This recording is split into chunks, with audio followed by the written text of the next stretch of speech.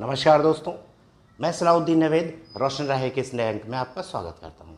दोस्तों, आज हम बात करेंगे एक और सवाल पे। श्रवण कुमार जी पूछते हैं, occupational therapy, speech therapy, behaviour therapy के बेस्ट कोर्सेज कौन से होते हैं जिन्हें करने पर स्पेशलिस्ट अच्छे तरीके से थेरेपी करवा सके और पेरेंट्स को पता हो कि यह डिग्री या यह कोर्स करने वाले स्पेशलिस्ट अच्छे होते हैं। दोस्तों, श्रवण कुमार जी के सवाल का जवाब देने से पहले अगर आपने अभी तक हमारा चैनल सब्सक्राइब नहीं किया है तो कृपया सब्सक्राइब करें, लाइक करें, शेयर करें ताकि हम हर उस फैमिली तक पहुंच सकें जिसको हमारी ज़रूरत हो सकती है। ये सवाल बहुत वाजिब है और ज़रूरी है। क्यों? क्योंकि जब देश में रिहेबिलिटेशन प्रोफेशनल्स की भारी कमी हो तो वहाँ पर हमको मिसगाइड करने वाले या उस मौके का फ़ायदा उठाने वाले बहुत सारे लोग मिल जाते हैं और वहाँ ये ज़रूरी हो जाता है कि हमें पता हो कि हमें किसके पास जाना है।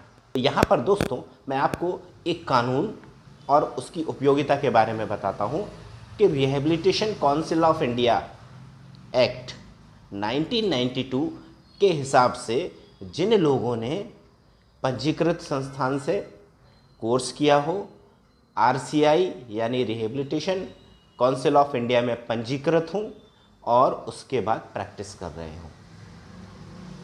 यहाँ पर 3 चीज़ें हैं। एक, आरसीआई रिकॉग्नाइज्ड कोर्स किया हो, यानी कोई भी ऐसा कोर्स किया हो जो आरसीआई से रिकॉग्नाइज हो एज अ प्रोफेशनल। अब यहाँ पर ये बता दूँ कि आरसीआई में कई कैटेगरी में रजिस्ट्रेशन होते हैं, पर्सनल, प्रोफेशनल। तो यहाँ पर प्रोफेशनल के रूप में पंजीकृत होना चाहिए और उसकी पहचान ये है कि उसके आरसीआई रजिस्ट्रेशन के आगे ए लिखा होता है। यानी जैसे मेरा है, मेरा नंबर है A05859, तो यहाँ ए जो है वो प्रोफेशनल का सिंबल है। ठीक वैसे ही अगर डिप्लोमा कोर्सेज के लोग होंगे तो वो बी से पंजीकृत होंगे, बी यानी पर्सनल। अब यहाँ पर इन लोगों में सिर्फ स्पेशल एजुकेटर को छोड़ दें तो कोई भी किसी भी थेरेपी के लिए अधिकृत थेरेपिस्ट नहीं होता है। Special educator special education independently कर सकता है, लेकिन अगर वो थेरेपी देने की कोशिश करता है तो वो गलत होगा। और ऐसा देखने में आया है कि diploma in ASD, diploma in ID या डिप्लोमा इन सीपी के लोग एज अ थेरेपिस्ट काम कर रहे हैं। ये गलत है। दूसरी चीज़, जब हम बात करते हैं कि रिहेबिलिटेशन काउंसिल ऑफ इंडिया से पंजीकृत कोर्स कौन कौन से हैं, तो दोस्तों वैसे तो 70 से ज़्यादा कोर्स रजिस्टर्ड हैं, पर हमें मूल रूप से 3 या 4 कोर्स उसके बारे में जानना ज़रूरी है। बैचलर इन ऑक्यूपेशनल थेरेपी, ये ऑक्यूपेशनल थेरेपिस्ट के लिए बेसिक कोर्स है। कम से कम ये होना ही चाहिए थेरेपिस्ट के पास अगर वो ऑक्यूपेशनल थेरेपी में काम कर रहा है तो। दूसरा, bachelor in audiology, speech and language pathology, BASLP, ये कोर्स है स्पीच एंड लैंग्वेज पैथोलॉजिस्ट के लिए, ऑडियोलॉजिस्ट के लिए। जिनके पास ये डिग्री है और वो आरसीआई में रजिस्टर हैं, वो लोग एज अ स्पीच थेरेपिस्ट या ऑडियोलॉजिस्ट काम कर सकते हैं। यहाँ पर ज़रूरी है कि वो बैचलर डिग्री हो कम से कम। और इसके मामले में, इस संबंध में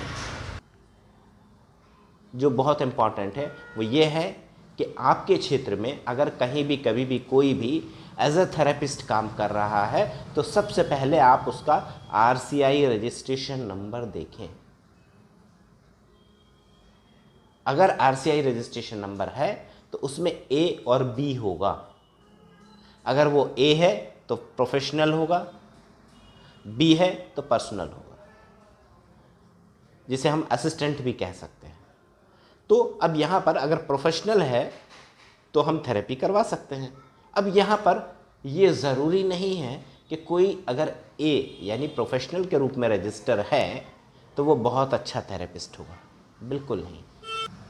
प्रोफेशनल के रूप में पंजीकृत होने का मतलब ये नहीं है, रजिस्टर होने का मतलब ये नहीं है कि वो बहुत अच्छा थेरेपिस्ट भी है। हो सकता है वो एवरेज थेरेपिस्ट हो सकता है कुछ मामलों में वो अच्छा हो, और हो सकता है कुछ मामलों में वो अच्छा नहीं हो। तो यहाँ पर हर आदमी हर क्षेत्र में, हर एरिया में बहुत अच्छा नहीं होगा, लेकिन फिर भी वो थेरेपिस्ट के रूप में काम करने में सक्षम है और उसे नॉलेज होना चाहिए। अगर नहीं है तो ये अपवाद हो सकता है, ये बिंदु हो सकता है कि कुछ बच्चों के साथ कुछ फेल हो जाते हैं बच्चे, कुछ थेरेपिस्ट सही ढंग से काम नहीं कर पाते हैं। तो ये कोई बहुत बड़ी बात नहीं है, क्योंकि इसमें हर व्यक्ति हर क्षेत्र में एक्सपर्ट हो ये ज़रूरी नहीं है। ठीक वैसे ही clinical psychologist, rehab psychologist, as a behaviour therapist काम करने में सक्षम हैं। क्यों? क्योंकि ये लोग भी RCI से पंजीकृत होते हैं। और अगर आपके क्षेत्र में कोई ऐसा क्लिनिकल साइकोलॉजिस्ट या रिहैब साइकोलॉजिस्ट है तो आप उससे परामर्श ले सकते हैं, परीक्षण करवा सकते हैं और मार्गदर्शन ले सकते हैं। दोस्तों, यहाँ पर चूँकि देश में पुनर्वास व्यावसायिक यानी रिहेबिलिटेशन प्रोफेशनल्स की बहुत ज़्यादा कमी है, और उस पे से जो लोग हैं उनमें क्वालिटी की बहुत ज़्यादा कमी है। आज की डेट में 90% अध्ययन केंद्र जिस तरह से चल रहे हैं उस तरीके से भविष्य में भी कोई उम्मीद नहीं है कि आपको अच्छे थेरेपिस्ट मिल पाएंगे।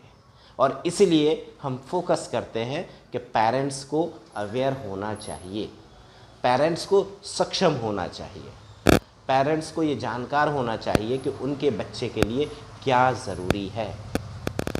अब यहाँ पर बड़ा स्पष्ट है कि जानकार होना चाहिए, लेकिन जब आप एज अ एक्सपर्ट बिहेव करने लगते हो तब आप गलतियाँ करने लगते हो। तो मेरा ये निवेदन है, मेरा ये रिक्वेस्ट है कि आप जानकार बनिए, एक्सपर्ट मत बनिए। अपने बच्चे की ज़रूरतों को पूरा कीजिए। हर बच्चे के लिए आपको इंटरफेयर करने की ज़रूरत नहीं है, जैसा कि मैंने कई पेरेंट्स के साथ देखा है। दोस्तों, उम्मीद है आज के अंक से आपको पुनर्वास क्षेत्र में या रिहेबिलिटेशन के क्षेत्र में जो लोग काम कर रहे हैं उनके बारे में बहुत ही संक्षिप्त में जानकारी मिल गई होगी। अगर आप इसके बारे में ज़्यादा जानना चाहते हैं तो आप हमारे डिस्क्रिप्शन में दी गए वेबसाइट के लिंक पर जाकर अधिक जानकारी प्राप्त कर सकते हैं। दोस्तों, अगर आपने अभी तक हमारा चैनल सब्सक्राइब नहीं किया है तो कृपया सब्सक्राइब करें, लाइक करें, शेयर करें ताकि हम हर उस फैमिली तक पहुंच सकें जिसको हमारी ज़रूरत हो सकती है।